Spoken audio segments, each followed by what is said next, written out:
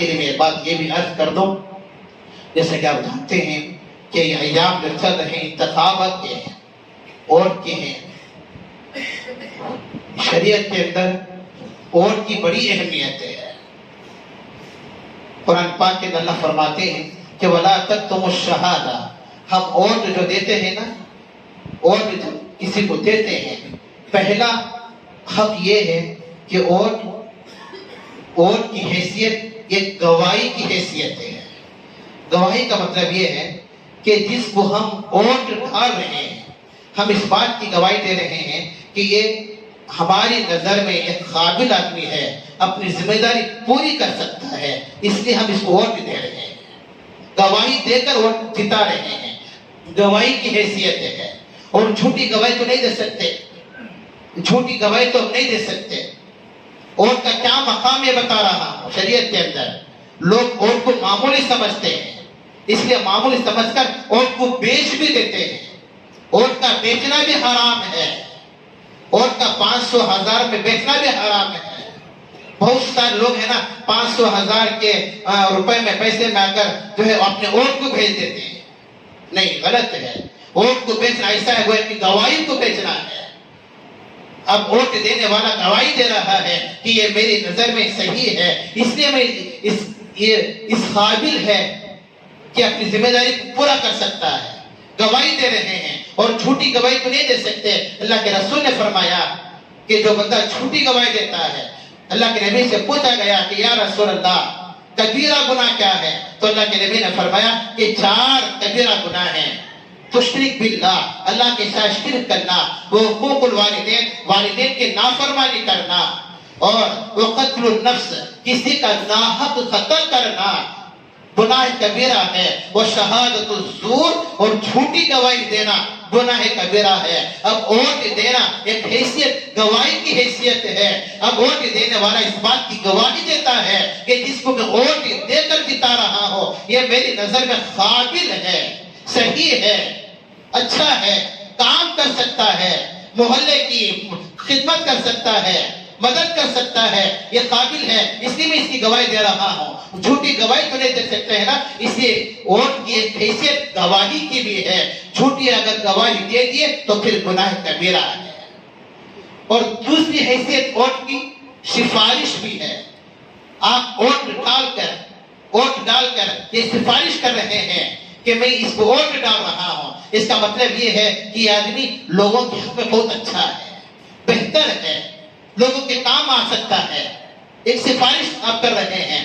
تو ووٹ کی ایک حیثیت گواہی کی بھی ہے، یہ ووٹ کی ایک حیثیت سفارش کی بھی ہے۔ اللہ کے قرآن میں اللہ فرماتے ہیں کہ مَن یشفع شفاعۃ حسنۃ یکن لہ نصیب منہا، اگر آپ سفارش کر کر کسی کو جتاتے ہیں، اگر صحیح سفارش کی ہے، اگر وہ اچھے کام کرے گا تو اس کا حصہ آپ کو بھی ملے گا، اس کا حصہ نیک عمل کا آپ کو ملے گا۔ اگر وہ برا کام کرے گا، جتنی برائیاں وہ کرے گا اس کا حصہ آپ کو ملے گا، کیونکہ آپ ہی لوگوں نے اس کو جتایا ہے، آپ ہی لوگوں نے اسے بڑھا دیا ہے، ووٹ دے کر آپ ہی لوگوں نے اس کو جتایا ہے۔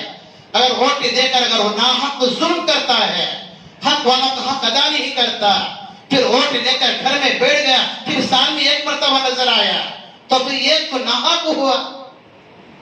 پھر قرآن کہتا ہے اگر ووٹ لینے کے بعد اگر کوئی ناحق کام کرتا ہے، جن لوگوں نے حق ووٹ دے کر اس کو جتایا ہے وہ بھی برابر ہے گناہ کے اندر، وہ بھی برابر ہے گناہ کے اندر۔ تو ووٹ کی ایک حیثیت سفارش کی بھی ہے۔ اور تیسری حیثیت ووٹ کی یہ ہے کہ وکالت، وکیل، کہ میں وکیل بناتا ہوں میرے کاموں کی، کہ یہ ووٹ جس کو میں دے رہا ہوں یہ وکیل ہے۔ تو 3 حیثیت علماء نے بیان کیے ہیں۔ ووٹ کی ایک حیثیت گواہی کی بھی ہے، ووٹ کی ایک حیثیت سفارش کی بھی ہے، ووٹ کی ایک حیثیت وکیل کی بھی ہے۔ اب ایک بات سمجھیں، اگر 2 جماعتیں ہیں اور وہ دونوں جماعتیں ایسی ہیں کہ فائدہ نظر نہیں آتا، اگر یہ پارٹی کو ووٹ ڈالو تو اس سے بھی نقصان پہنچتا ہے، اگر اس سے ووٹ ڈالو تو اس سے بھی نقصان پہنچتا ہے، اب کسے ڈالے؟ اب اس سے بھی جو ہے نقصان ہو رہا ہے، اگر یہ پارٹی کو دے کر ووٹ جتائیں گے تو اس سے بھی نقصان ہے، اگر یہ پارٹی کو ووٹ دے کر جتائیں گے تو اس سے بھی نقصان ہے، اب کریں گے کیا؟ لوگ سوال کرتے ہیں تو علماء نے لکھا ہے، شریعت رہبری کرتی ہے یہ کام ایسا کرو جب دونوں باتیں تمہارے سامنے ہو، جس سے نقصان کم پہنچ رہا ہو۔ اگر یہ پارٹی نقصان کم پہنچاتی ہے بے مقابل اس سے بھی نقصان پہنچتا ہے، اس سے بھی نقصان پہنچتا ہے، لیکن یہ پارٹی سے نقصان کم پہنچتا ہے تو جس سے نقصان کم پہنچ رہا ہے اسے ووٹ دے کر جتاؤ، کیونکہ نقصان میں دونوں برابر ہیں، لیکن جس سے نقصان کم پہنچ رہا ہے شریعت رہبری کرتی ہے، جس سے نقصان کم پہنچ رہا ہے اسے ووٹ دے کر جتاؤ، یہ بھی ایک حق بنتا ہے۔ بہت سا لوگ ووٹ نہیں ڈالتے، ووٹ کے دن جو ہے کہیں گھومنے کے لیے یا کہیں چلے جاتے ہیں، یہ گناہ ہے۔ ووٹ کا ڈالنا واجب ہے اور ووٹ کا نہ ڈالنا حرام ہے، ووٹ کا ڈالنا واجب ہے۔ اس لیے میں آپ سے گزارش کرتا ہوں کہ ووٹ کے دن آپ اپنے تمام کاموں کو چھوڑ کر آگے پیچھے کر کے، یہ نہیں کہتا کہ اس کو ڈالو، آپ اسے چاہے ڈال سکتے ہیں، آپ کی نظر میں جو جیسا آدمی ہے صحیح ہے، کیونکہ آپ فیصلہ کر سکتے ہیں کہ کون غلط ہے کون صحیح ہے، آپ سمجھدار ہیں۔ میں یہ نہیں کہہ سکتا کہ یہ پارٹی کو ڈالو، یہ پارٹی کو ڈالو، اگر میں کسی کی نشاندہی کروں گا، اگر میں یہ کہوں گا کہ یہ کانگریس کو ڈالو، اسے نہ ڈالو، اسے ڈالو، کسے ڈالو، اگر میں نشاندہی کروں گا تو پھر لوگ مجھے نماز کے بعد نہیں چھوڑیں گے۔ کیا مولوی صاحب کیا دیے کیا کانگریس والے، کیا بی جے پی کر دیے کیا؟ بات آئی ہے ایسے ہمارے اوپر آتی ہے، اس لیے میں نہیں کہتا، اب یہ نہیں کہتا کہ اسے ڈالو، یہ بھی نہیں کہتا کہ اسے مت ڈالو، آپ کو اختیار ہے، لیکن ووٹ ڈالنا واجب ہے، اگر نہیں ڈالیں گے تو پھر حرام ہے، حرام کام آپ کر رہے ہیں۔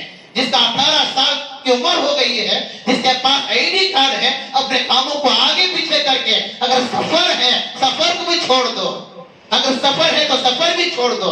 اس لیے ہمارے علماء کہتے ہیں نا، اگر کوئی جماعت میں گیا ہوا ہو، جماعت سے واپس آئے، آ کر ووٹ ڈالے، کیونکہ واجب کام ہے، ضروری کام ہے ووٹ ڈالنا۔ اگر ووٹ نہیں ڈالیں گے تو پھر حرام ہے، کیونکہ یہ کہ ووٹ بھی قیمتی ہے، ایک اور بھی قیمتی ہے۔ ایک پارٹی والے نے 5000 لے لیے، اور یہ ہو سکتا ہے کہ اب یہ 5000 یہ اگر لے لیا تو پھر یہ جیت گئے، ایک ووٹ بھی بہت قیمتی ہوتا ہے۔ اس لحاظ سے گزارش ہے کہ ووٹ کے دن اپنے کاموں کو آگے پیچھے کر ووٹ ڈالیں، اور جس کے حق میں ڈالیں صحیح ڈالیں، آپ فیصلہ کر سکتے ہیں، کیونکہ گواہی کا ہے اور جھوٹی گواہی تو نہیں دے سکتے، اور ووٹ بیچنا بھی حرام ہے، ووٹ نہیں بیچ سکتے۔ بہت سارے لوگ جو ووٹوں کو بیچ دیتے ہیں 500 حرام میں، 500 1000 آپ کیا کر سکیں گے؟ زیادہ ایک دن کھائیں گے، 2 دن کھائیں گے، لیکن زندگی میں حرام رہیں گے، حرام کا لقمہ رہے گا۔ اس لیے ووٹ کو نہ بیچیں۔ یہ چند باتیں تھیں جو میں نے فضا کے سامنے عرض کی ہے۔ دعا کریں کہ اللہ ہم سب کو عمل کی توفیق عطا فرمائے۔